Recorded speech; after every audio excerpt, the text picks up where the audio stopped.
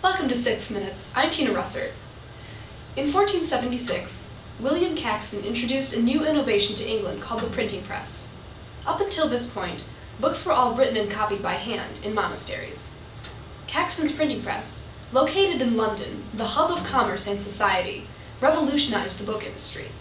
But more importantly, it had a large effect on the English language by standardizing spelling, according to thehistoryoфenglish.com. This exposed people of all different social classes to the written word. From then on, English as we know it today began to emerge. Just as the printing press greatly changed the English language in the 15th century, so is the internet changing language today in the 21st century. Here to talk with us today about the changes occurring in the English language is Dr. von Gutenberg, a noted professional in the linguistics field. Dr. von Gutenberg, thank you for joining us today. Thank you for having me, Tina. When would you say this language change became noticeable? The biggest innovation initially began with email. For the most part, we still speak the same way, though perhaps with a slightly larger vocabulary. The written word has changed the most through email. It introduced new forms of expression to the letter format with new etiquette and abbreviations and conventions.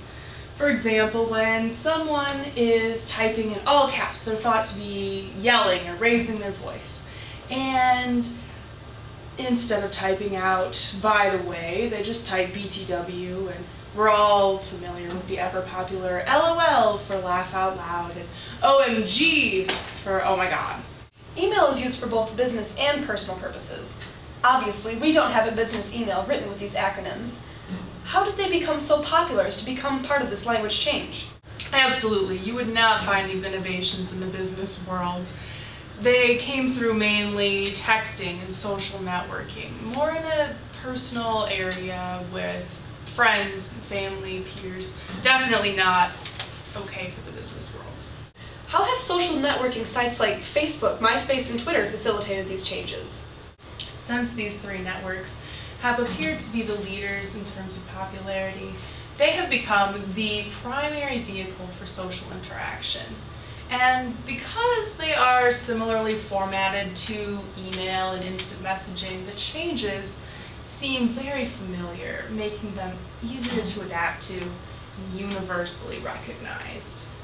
According to my colleague David Crystal in his book Language and the Internet, some of the language adaptations that have resulted from the epidemic of social networking is the use of acronyms such as PPL for people and BRB for Be Right Back.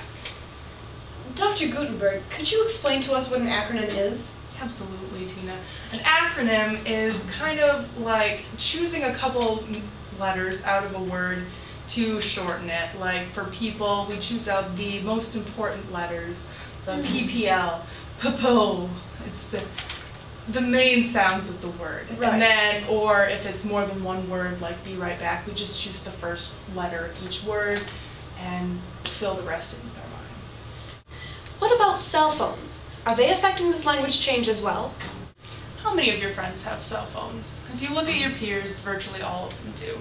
Today, sending a text message is far more common than actually holding a verbal conversation on the phone. According to Paul Perry of EnglishLanguageExpert.com, only 12% of cell phone users never use their phone for texting, and virtually half of these people are over age 65. As I said earlier, acronyms and abbreviations are the typical mode of communication. And it's becoming more and more the chosen mode of communication for young people today.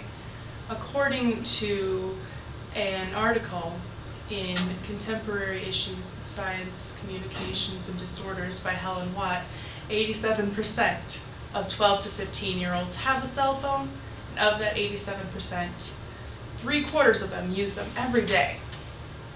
How will this language change affect not only this generation, but the generations to come? The generation gap is apparent in the differing styles of modern communication.